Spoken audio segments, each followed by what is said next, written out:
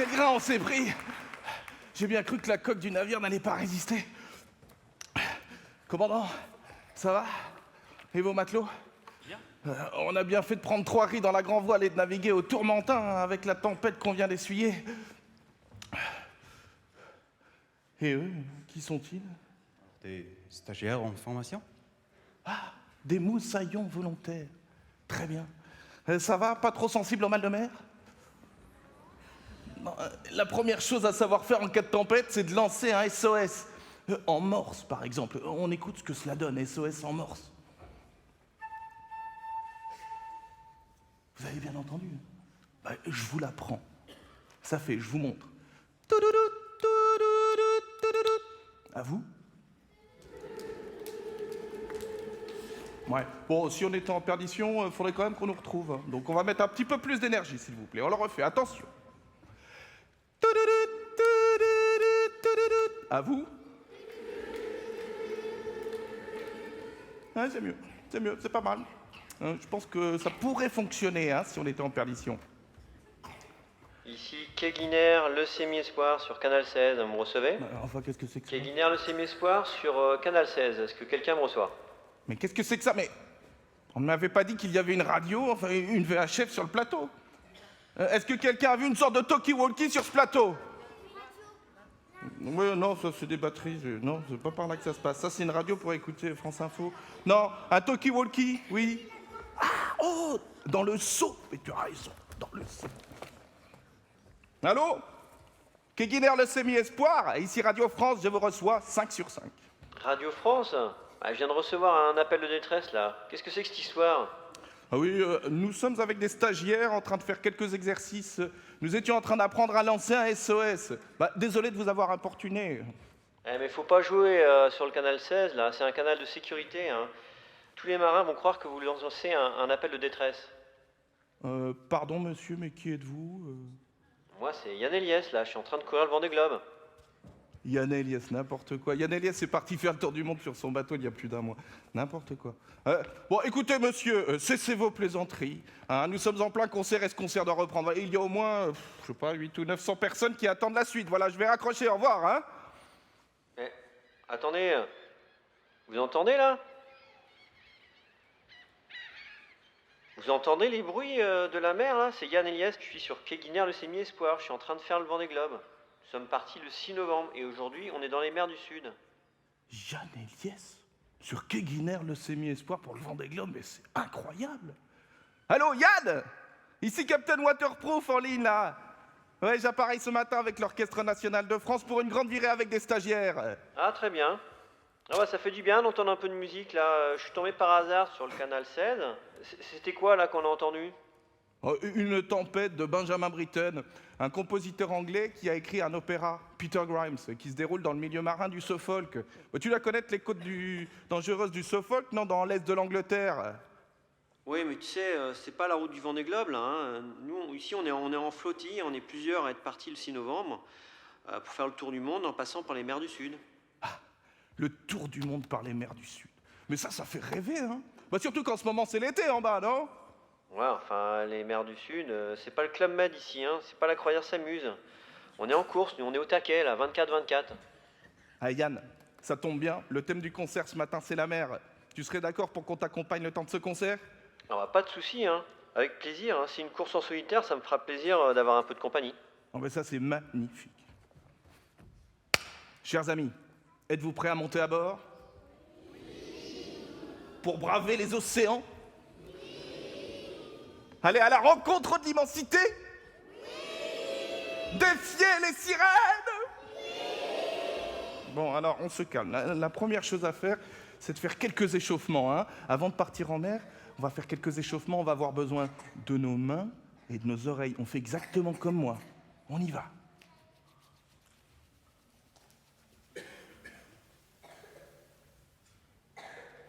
Ouais, c'est bien. Encore une fois.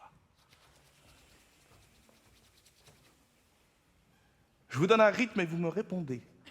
Alors ça fait torse, main, main, torse, main. Alors, si on était sur un bateau avec vous, il faudrait se coordonner un petit peu mieux que ça, hein, sinon on coule là. Hein. On le refait. Et torse, main, main, torse, main. Encore. Un et. Très bien. Attention. Ois, ois. Juste. Oui, c'est super.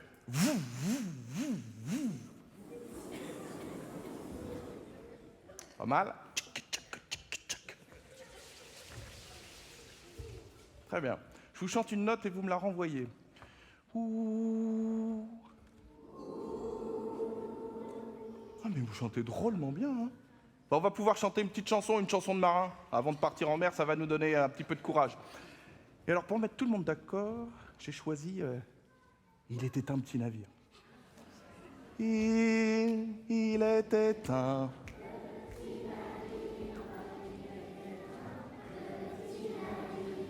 qui n'avait...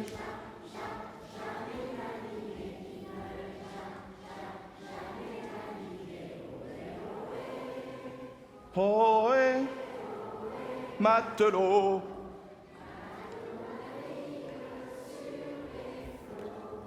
Ohé.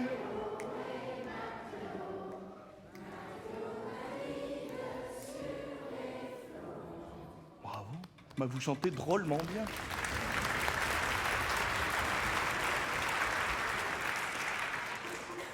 À présent, nous allons pouvoir embarquer. Le vaisseau qui nous accompagne ce matin, c'est l'Orchestre National de France. Un navire.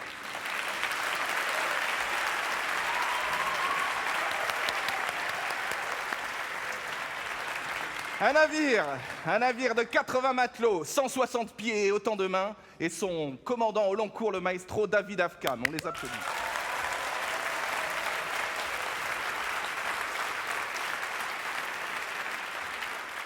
Le rôle du chef d'orchestre, c'est celui du commandant de bord. Il tient le cap en fonction des indications de la carte. La carte, c'est la partition. Il n'a ni compas, ni sextant, mais une baguette. Il fait des signes avec ses mains pour indiquer la vitesse et la direction du navire. Par exemple, le maestro, pouvez-vous nous indiquer où se trouve le nord, s'il vous plaît? Tout le monde fait comme le maestro. Le nord. Le sud. L'ouest, à gauche. L'est. Nord. Sud. Ouest. Est. Encore. Nord. Sud. Ouest. Est. Très bien. Voyons ce que cela donne dans le début du deuxième interlude marin de Benjamin Britten. Écoutons ce début et observons les gestes du maestro.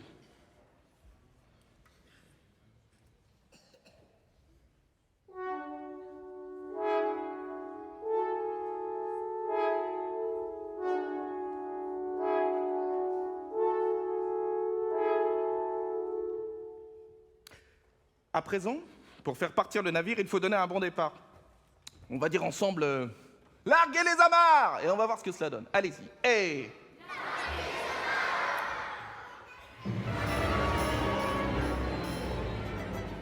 ouais, vous voyez, c'est pas très convaincant, hein. La moitié des musiciens sont tombés à l'eau. Non, il nous faudrait trouver un geste simple qui fasse partir le navire. Est-ce qu'il y a un moussaillon dans la salle qui voudrait faire venir... Ouh là là, il y a du monde, hein. On va y avoir des jaloux. Tu veux venir?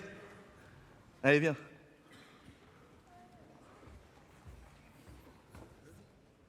Ouais. Allez, Moussaillon, viens sur le pont.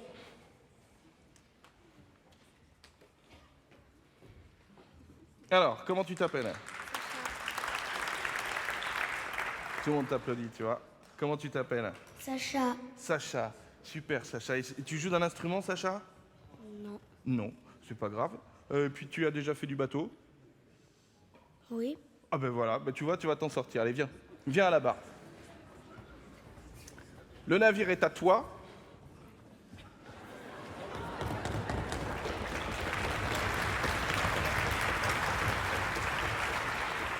Voici, non pas le compas ni le sextant, mais la baguette. Je te propose de faire partir le navire.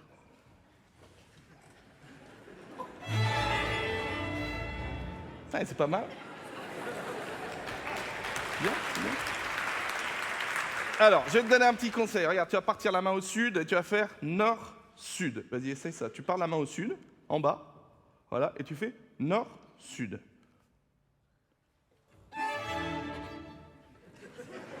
Pas mal, hein? Et on va faire autre chose. Maintenant, tu vas partir toujours la main au sud, tu vas faire nord-sud, nord-sud. Tu vas entretenir comme ça le mouvement du navire. Et quand tu le décideras, c'est toi le chef, tu arrêteras le navire d'un petit cercle comme ça.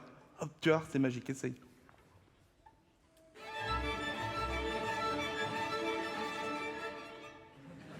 Ouais, c'est pas mal, c'est bien, bravo.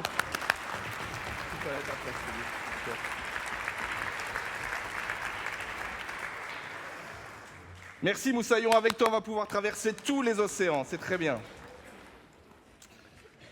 Un bon commandant de bord, comme le maestro David Afkam, c'est quelqu'un qui doit être capable de faire plusieurs choses à la fois, car tous les musiciens ne jouent pas la même chose tout le temps. Par exemple, au début de ce morceau de Britten, ici, là, les corps jouent la pulsation, hein, nord, sud, ouest, est, c'est ce qu'on a vu tout à l'heure. Et puis plus loin, les bois entrent et jouent quelque chose de très différent. Ben, je vous l'apprends, ce quelque chose de très différent. Ça fait la lumière du soleil est là, à vous, la bien. Elle nous éblouit tous. Et si on attache ces deux rythmes ensemble, ça fait la lumière du soleil est là, elle nous éblouit tous. À vous, la elle nous éblouit. Très bien, écoutons les bois jouer cela.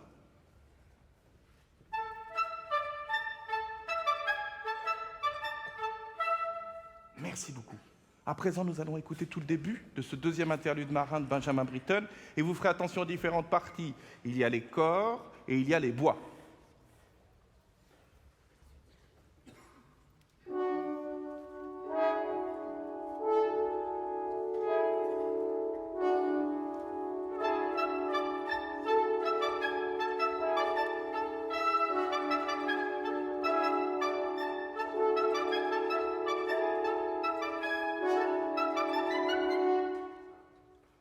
Vous avez entendu, hein? comme les instruments jouent des choses très différentes. Eh bien, le maestro, il doit être constamment vigilant à cela. On va demander à Yann ce qu'il en est sur son bateau. Allô, Yann? Ouais, on se disait qu'un bon commandant de bord, comme le maestro, là, David Afkam, c'était quelqu'un qui était capable de faire plusieurs choses à la fois. Qu'en est-il, toi, sur ton bateau? Comment fais-tu pour gérer seul les manœuvres sur ce bateau qui fait plus de 18 mètres de long? Moi déjà j'ai un pilote automatique, c'est mon meilleur compagnon, sans lui tout ça serait impossible. Je l'appelle Marcel, c'est mon compagnon, c'est lui qui tient le cap pendant que je dors, pendant que je me prépare à manger. Et puis ensuite après toutes les manœuvres, je les ai répétées des centaines et des centaines de fois en entraînement à Port-la-Forêt, donc voilà, maintenant je connais toutes les manœuvres et toutes les ficelles sur le bout des doigts. Et tu n'as aucune assistance? Ah non, aucune assistance. Interdit d'avoir une aide extérieure. C'est une course en solitaire, sans escale et sans assistance. Donc si j'ai un problème, je dois le résoudre par mes propres moyens. Yann, est-ce qu'il y a une manœuvre que tu redoutes le plus? Sans aucun doute, c'est de monter en haut du mât. Je crois que nous, les marins, autant on est à l'aise avec les pieds sur l'eau, autant être à 25 ou 30 mètres au-dessus de l'eau, c'est pas fait pour nous. Ouais, à 30 mètres de l'eau, on se doute que tu ne passes pas tout ton temps en haut du mât. Mais en tout cas, merci beaucoup pour toutes ces précisions, Yann. Nous allons pouvoir écouter à présent le deuxième interlude marin de Benjamin Britten. Cela s'appelle Sunday Morning, dimanche matin. Tu vois, c'est magnifique cette musique.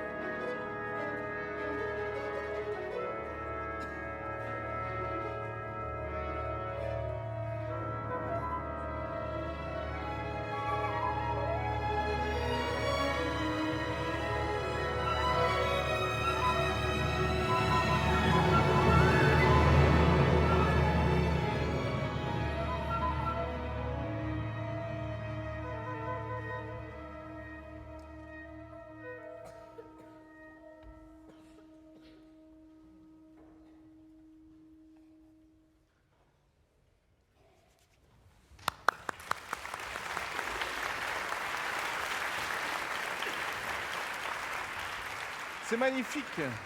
Magnifique cette musique de Benjamin Britten. Ça va, vous n'avez pas trop le mal de mer? Bon, alors on poursuit notre promenade. Nous venons de voir le rôle du chef d'orchestre, hein, c'est notre commandant de bord. À présent, voyons le fonctionnement de l'orchestre en lui-même. Bon, un orchestre, c'est simple, ça marche comme un bateau, hein. Il y a des cordes, oh oui, et il y a des vents. Et pour commencer, observons le fonctionnement d'un petit bateau. Un bateau-école, une barque, tiens. C'est le titre d'un morceau de Maurice Ravel, une barque sur l'océan. Bon, c'est toujours plus simple à manœuvrer qu'un grand rafio, hein. Alors, pour commencer, dans l'orchestre, il y a des cordes, chers amis. Pouvez-vous montrer vos instruments, s'il vous plaît? Voilà. Vous avez vu comme ils sont nombreux, placés juste devant le chef d'orchestre. Eh bien, les cordes, c'est le moteur du navire. À bâbord, donc à gauche du maestro, il y a les premiers violons, les contrebasses, les violoncelles. Et puis à tribord, donc à droite du maestro, il y a les altos et les seconds violons. Eh bien, au début de ce morceau de Maurice Ravel, la mer est calme. Écoutons ce que les cordes ont à jouer.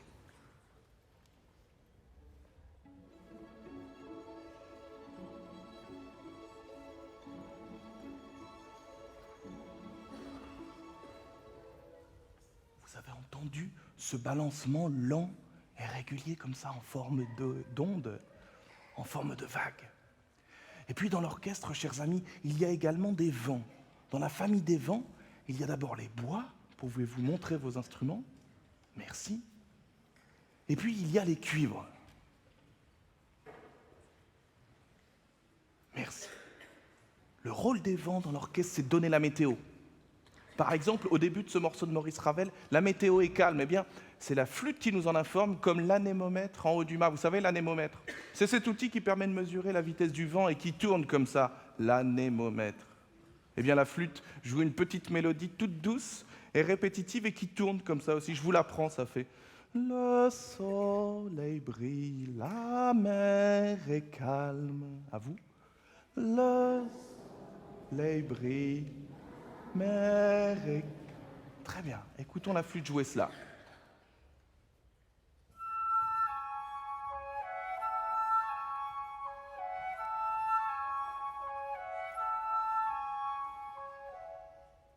Vous allez entendre qu'au début de ce morceau de Maurice Ravel, tout est rassurant. Rien ne peut nous arriver, le bateau est parfaitement réglé et avance tranquillement.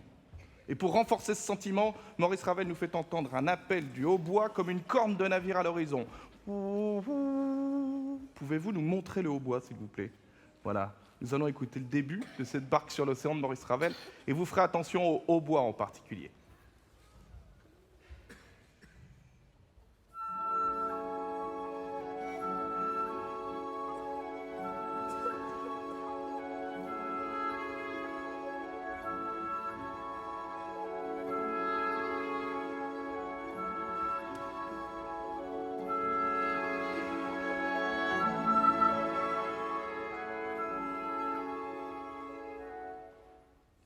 Vous avez entendu, hein? C'est franchement calme ici, hein. C'est plutôt le bassin d'Arcachon, ce n'est pas vraiment le Vendée Globe, hein.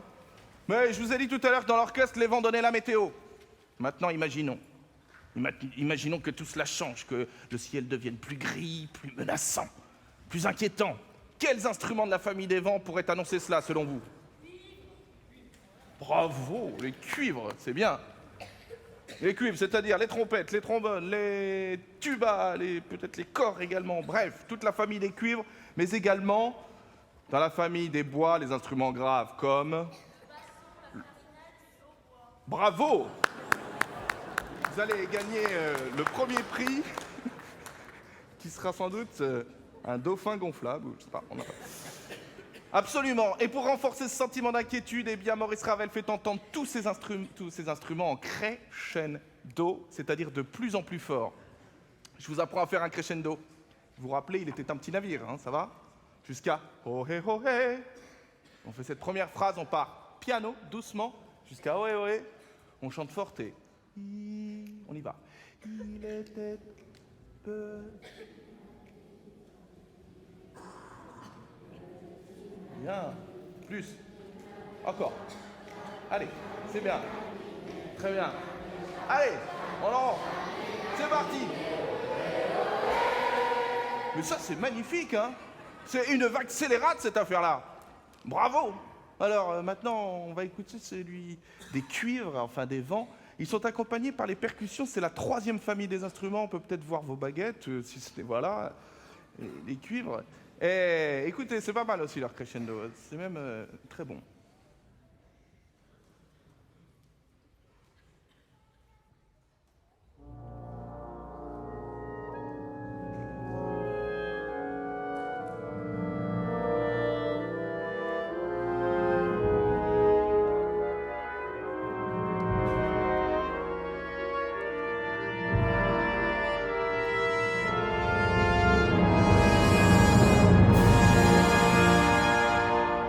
Vous avez entendu? C'est impressionnant, non? C'est une véritable déferlante, hein? Bon, faut dire que rien d'étonnant, hein? Maurice Ravel avait des origines dans le Pays Basque, il connaissait bien les mers démontées du golfe de Gascogne. Bon, tous ces changements de météo sont reportés dans la partition. On va demander à Yann ce qu'il en est sur son bateau. Allô Yann? Oui, est-ce que toi aussi tu as des outils qui te permettent de prévoir la météo? Oui, bah oui, aujourd'hui, avec les moyens modernes, on est quasiment connecté H24 et c'est sur Internet qu'on va aller chercher la météo, qu'on va aller chercher les infos météo qui vont nous permettre de prévoir la route, le vent, la mer et les conditions qu'on va avoir à affronter dans les prochaines heures, voire les prochains jours. Toi, tu es en course, donc plus il y a de vent, plus tu vas vite, c'est ça? Ouais, c'est sûr que plus il y a de vent, plus je vais vite. Par contre, plus il y a de vent et plus le terrain de jeu est cabossé. Donc la mer va se lever avec le vent. Au bout d'un moment, je vais être obligé de ralentir parce que le terrain de jeu sur lequel j'évolue, qui est la mer, va devenir très difficile à traverser. Si je comprends bien, un bon marin, c'est un navigateur qui sait interpréter la météo. Donc la route la plus courte en mer, c'est la ligne droite ou c'est celle où il y a le plus de vent? Eh ben, c'est pas toujours la ligne droite, effectivement. La route la plus courte, c'est la route qui nous fait parcourir une distance d'un point A à un point B en moins de temps possible. Donc parfois, étonnamment, en mer, il faut savoir partir à 90 degrés de la route. Donc c'est pas toujours la route directe la plus courte. Ok. Merci beaucoup Yann pour ces précisions. On va faire une expérience. Là, je vais demander à un collègue de la famille des vents, s'il vous plaît. Oui, monsieur au trombone, c'est super. Pouvez-vous venir devant, s'il vous plaît?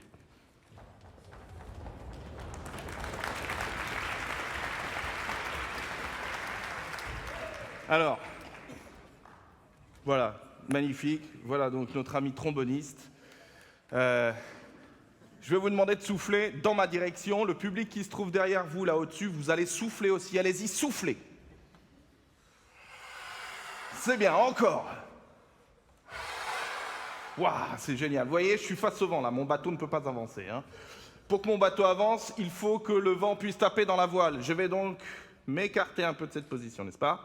Donc là, le vent, allez-y, va taper dans la voile et la voile seconde. Je vais pouvoir avancer. Bon, simplement, moi, je voudrais aller là-bas, hein. Donc si je continue pendant des kilomètres comme ça va pas aller. Je vais donc faire des zigzags comme ça, vous voyez? Je vais remonter au vent. J'entends pas les gens souffler, c'est bien pour le tromboniste, hein. Très bien. Alors, merci beaucoup. Yann, c'est bien ce qu'on appelle aussi virer de bord. Merci. Oui, c'est tout à fait ça.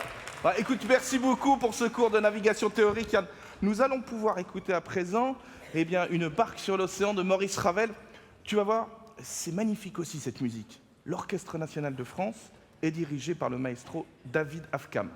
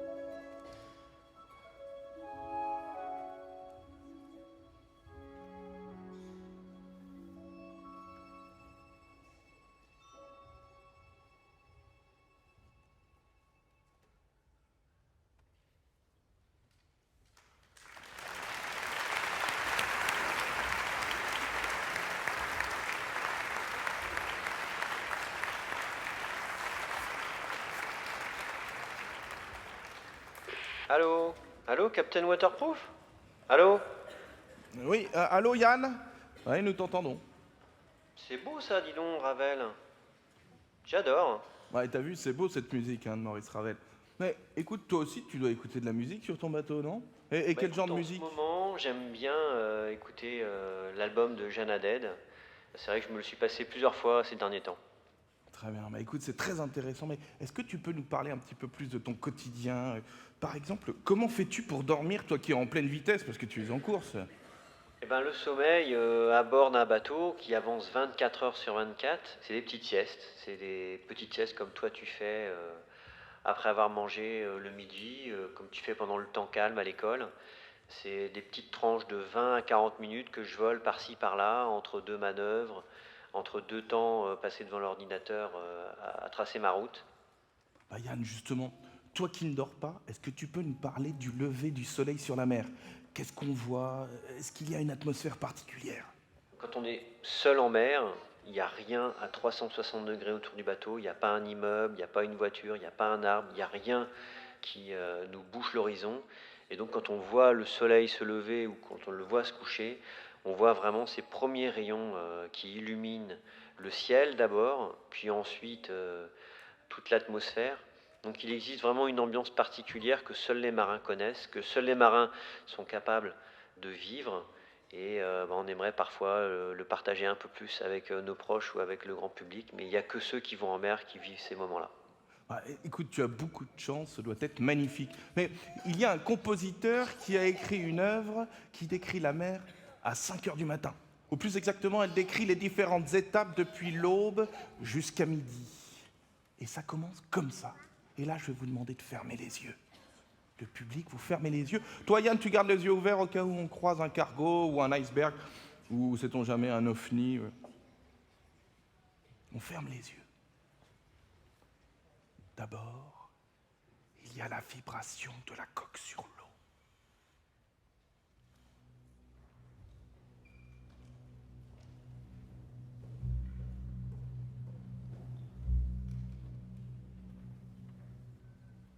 Et puis, on entend le balancement lent et régulier de la mer qui finit de bercer la nuit.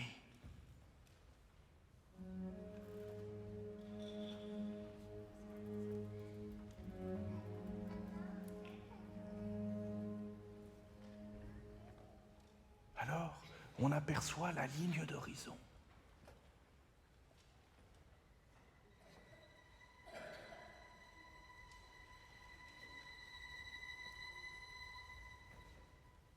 À l'aube, il y a un dialogue entre la Lune et le Soleil. La Lune s'apprête à quitter la nuit pour laisser la place au Soleil.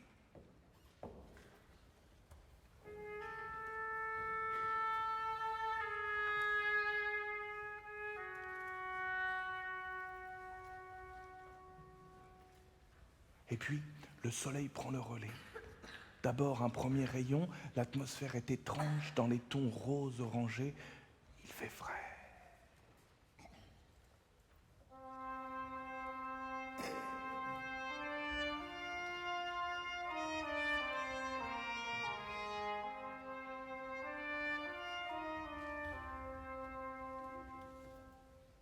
Nous allons pouvoir à présent écouter tout le premier mouvement de la mer de Claude Debussy. Cela s'appelle De l'aube à midi sur la mer. Je vous laisse imaginer la suite du paysage.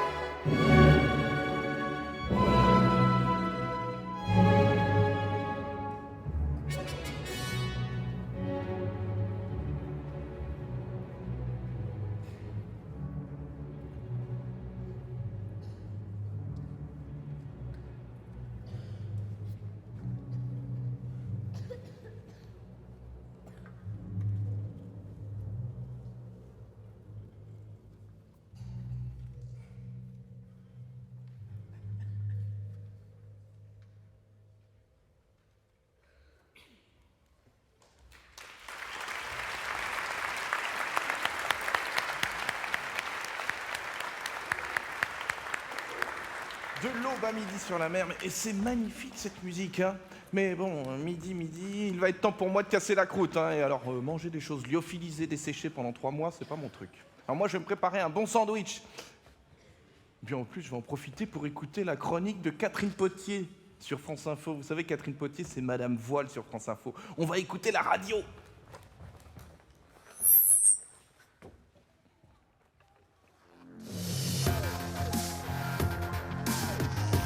France Info Sport. Et c'est le 34e jour de course. Dans le Vendée Globe, les dépressions s'enchaînent dans le Grand Sud. Mais malgré le mauvais temps, Armel Lecléache et Alex Thompson maintiennent le rythme en tête de la flotte. Ils sont actuellement au sud de la Nouvelle-Zélande. C'est le dernier morceau de terre qu'ils pourront peut-être apercevoir. Avant le passage du Cap Horn, les conditions sont extrêmes, 35, 40 nœuds de vent. La mer est creusée, irrégulière. Il faut s'attendre à un ralentissement ce week-end car les solitaires vont devoir négocier une zone de transition très délicate au niveau du vent, bien sûr. Yann Eliès, lui, pointe toujours à la 5e place. Le skipper de Keguiner, le semi-espoir, triple vainqueur de la solitaire du Figaro, a passé le Cap Lewin la nuit dernière. C'est au sud de l'Australie. France Info. Catherine Potier.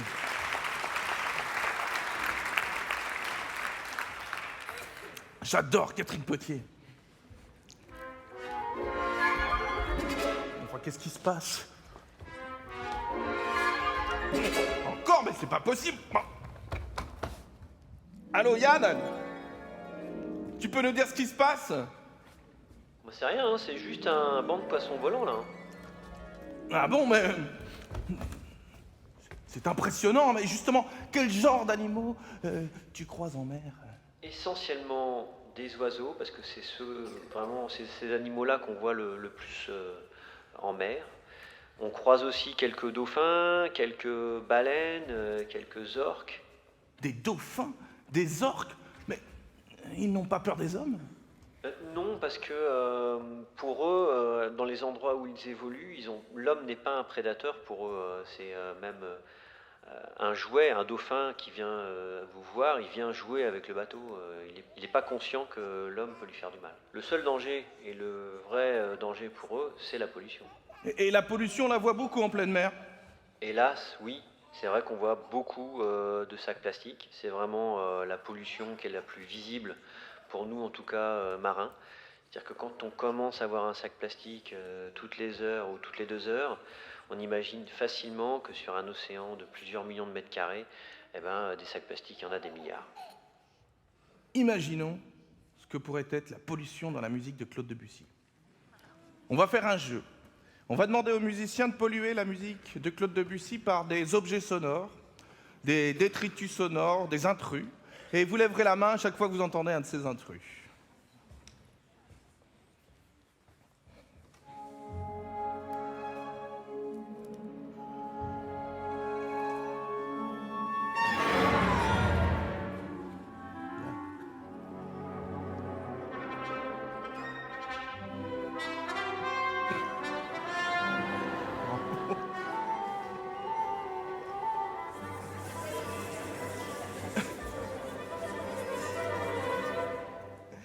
Mais dites-moi, vous reconnaissez drôlement bien quand la musique de Claude Debussy est polluée, hein?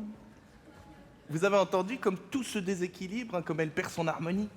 Mais c'est exactement pareil dans la nature, hein. On y pensera cet été quand on ira à la plage, les petits bâtons de sucette, les bâtons de glace et même les petits mégots de cigarettes. Bon, alors nous allons pouvoir écouter à présent le 2e mouvement de la mer de Claude Debussy, ça s'appelle Jeu de vagues, avec les poissons volants mais sans les sacs plastiques.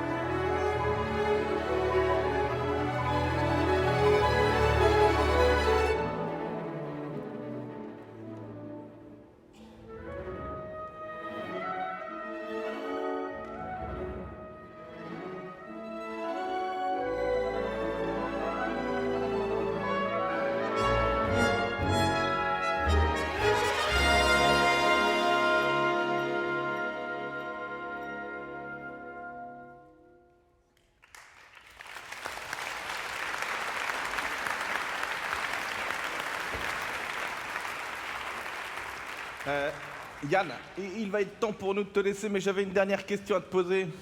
Combien de temps faut-il à un marin du Vendée Globe pour faire le tour du monde avec son bateau? Le record aujourd'hui, il est détenu par François Gabard sur l'édition 2012 en 79 jours. 79 jours? Mais c'est rien du tout. Hein. Pour vous donner un ordre d'idée, à l'époque de Magellan, dans les années 1520, il fallait 3 ans pour faire le tour du monde. Puis on partait avec 100 hommes à bord, on revenait avec 20 hommes à bord. Oui, parce qu'entre-temps, il y avait eu des mutineries. Bah oui, parce qu'il n'y avait pas de quoi nourrir tout le monde. Puis il y avait les maladies aussi. Hein. C'est sûr, moi je suis en solitaire, donc je suis pas embêté avec les histoires de mutinerie. Ouais, mais enfin, le défi, c'est quand même de partir seul sur la mer. C'est quand même un petit peu gonflé. Hein.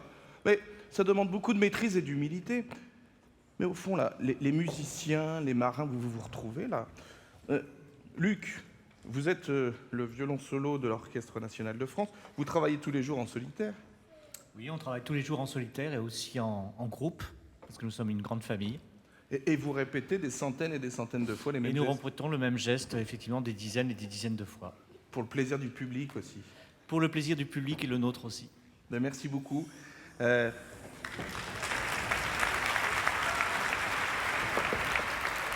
grand merci. Un grand merci à toi, Yann, pour cette virée passionnante dans les mers du Sud. Hein. Nous pensons beaucoup à toi. On te souhaite bonne chance et bon courage pour le Vendée Globe. On est tous avec toi. Un grand merci aux musiciens de l'Orchestre national de France et au maestro David Afkam pour cette promenade sublime dans les océans musicaux. Je vous laisse en compagnie de l'orchestre qui nous interprète le 3e mouvement de la mer de Claude Debussy. Cela s'appelle Dialogue du vent et de la mer. Bon vent à toutes et à tous.